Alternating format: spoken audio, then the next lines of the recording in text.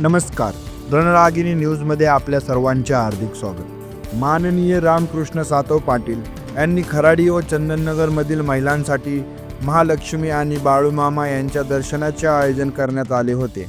सदैव समाजासाठी कार्यरत असलेले रामकृष्ण सातव पाटील हे नेहमीच विविध उपक्रम राबवत असतात। असाच एक विशेष उपक्रम त्यांनी राबवला।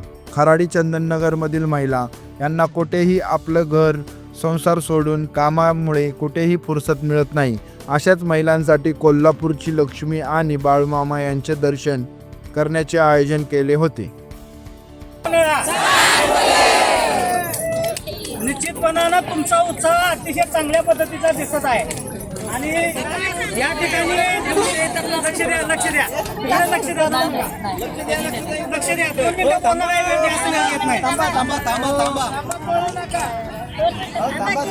श्री सद्गुरू बाळूमामा यांच्या पवित्र पदपक्षाने पुनीत झालेल्या आदमापूर नगरीमध्ये माननीय रामकृष्ण सातव पाटील साहेब यांच्या माध्यमातून तुम्ही सर्वजण इथं आलात आणि तुम्ही आल्याबद्दल आदमापूरचा एक सामाजिक कार्यकर्ता, एक सामान्य कार्यकर्ता म्हणून मी आपलं सहर्ष स्वागत करतो।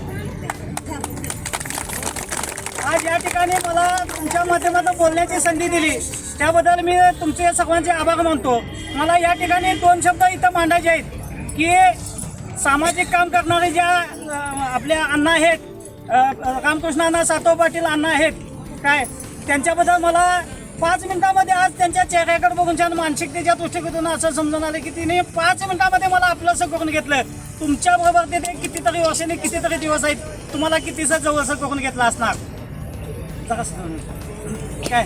काय सांगायचं त्याच्यामधनं की त्यांच्यावर लक्ष्मीची कृपा आहे, त्यांना लक्ष्मीचा आशीर्वाद आहे आणि त्या लक्ष्मीच्या आशीर्वादाच्या माध्यमातून त्याने एक सामाजिक काम करण्याचा प्रयत्न केला आहे। काय असतं विषय बघा, ज्यांच्याकडे पैसा असतो एकडे त्यांच्याकडे दानत नसते आणि ज्यांच्याकडे दानत असते त्यांच्याकडे लक्ष्मी नसते। तर अण्णांच्याकडे दोन्ही योग जुळून आलाय।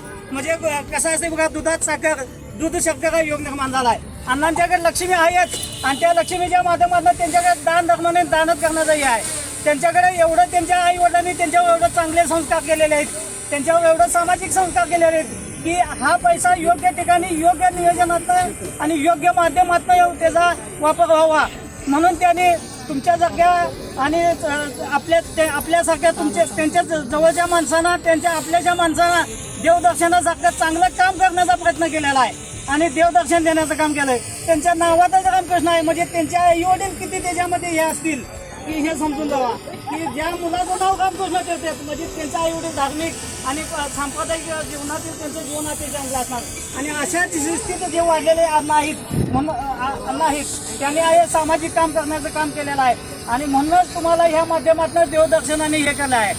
देवदर्शन असेल, आणखी सामाजिक काम असेल, त्यांनी करण्याचा मानस निर्माण केलेला आहे। निश्चितपणाने येणाऱ्या काळामध्ये अण्णा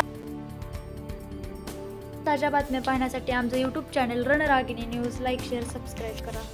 धन्यवाद।